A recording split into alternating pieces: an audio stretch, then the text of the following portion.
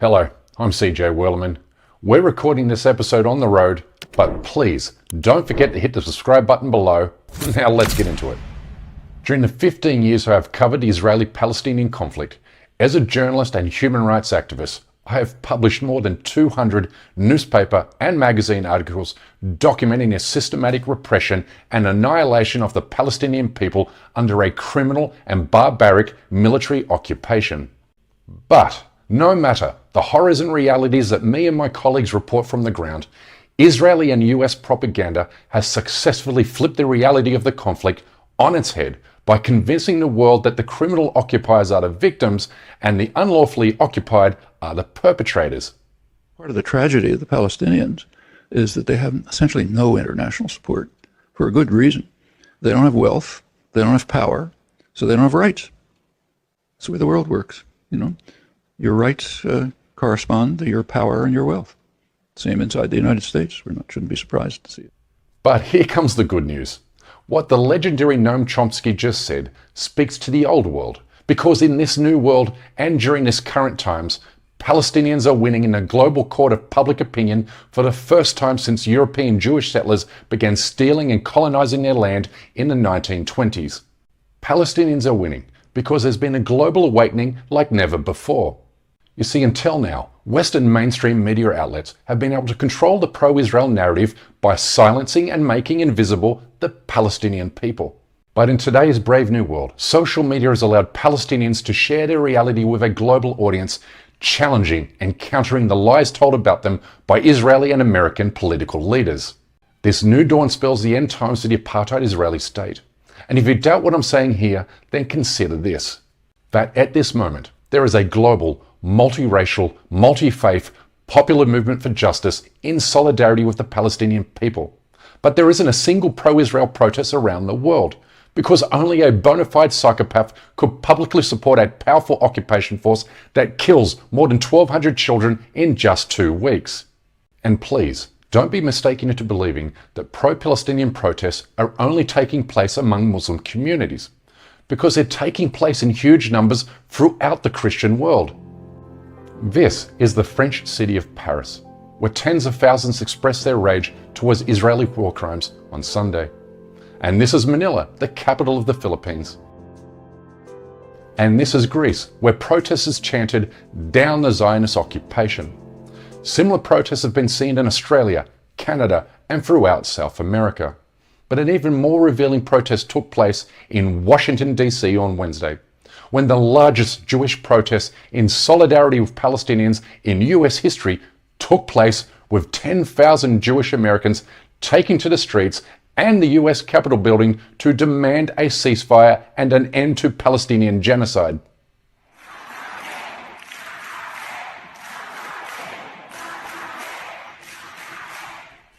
And as we reported in a recent episode, an ever-increasing number of American Jews are turning against the state of Israel.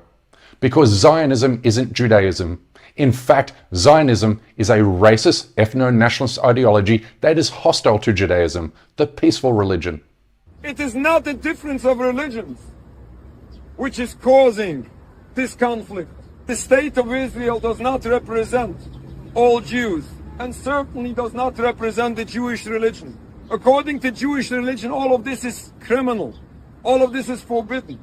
Basics of Jewish belief teaches that Jews are in a divinely decreed exile. We are even forbidden to create a sovereignty for ourselves. But especially when this is by killing, stealing, oppressing an entire people. This is not only criminal according to international law. This is a true violation of Judaism.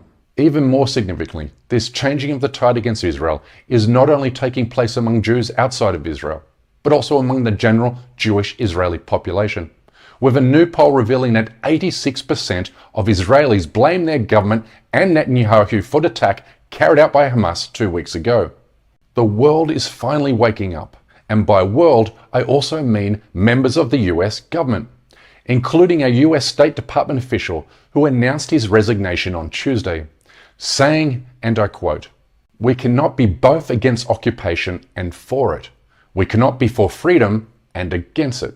and we cannot be for a better world while continually contributing to one that is materially worse." End quote. And he's not alone. Watch here as a member of the Irish government condemns Israel's criminality and barbarity to a live national television audience on Monday. "What we have seen every single day since October 7th is a breach of international law by the Israelis. And of course, virtually every single day prior to October 7th, the Israeli government have breached international law. They have occupied Palestinian land in contravention of international law. They have blockaded Palestinian territory in contravention of international law. They have built and enlarged settlements in contravention of international law, enforced an apartheid system that strips Palestinians of the most basic civic and human rights, not to mention natural dignity. And they have also targeted and killed and injured civilians on a mass scale for decades." Israel, nor its American allies, can no longer suppress the truth. And like the mythological Icarus, Israel, having mass murdered 4,500 Palestinian civilians, including 1,200 children, during the past 2 weeks, has flown too close to the sun. It has become drunk and deranged by perceptions of its own military power. But this power is now waning, because its chief benefactor, the United States, has become increasingly isolated in the international community, with most countries now viewing America's unflinching support of Israeli war crimes to be the actions of a pariah state. On Thursday, the United States was the only member of the United Nations to vote against a humanitarian ceasefire in Gaza. Watch here as members of the UN turn their back on the US ambassador at the Human Rights Committee.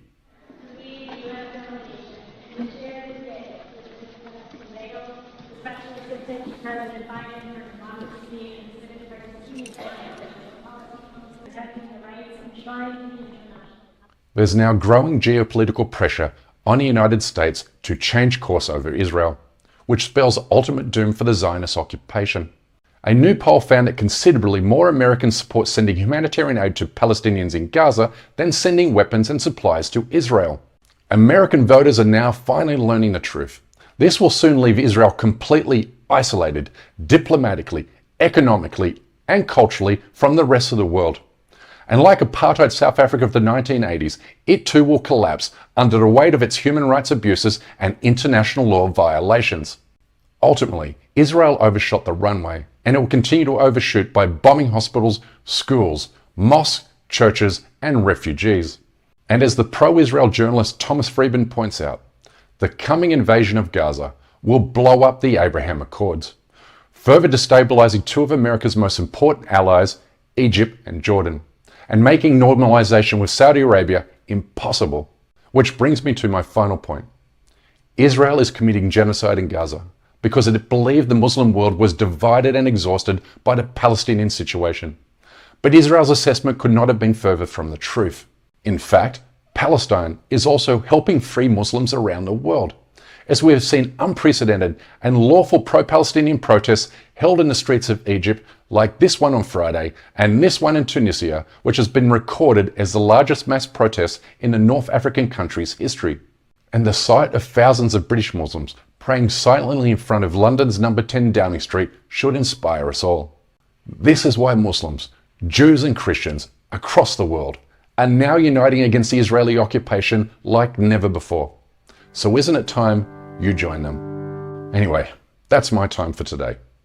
Please don't forget to subscribe to this channel, and we kindly ask that you please support our effort to expose and confront injustices in the Muslim world by becoming a member of this show at patreon.com/CJWellerman. We can't produce, sustain and grow this show without your help, and we offer exclusive benefits to those who do. But for now, good morning, good night, wherever you are, and stay blessed.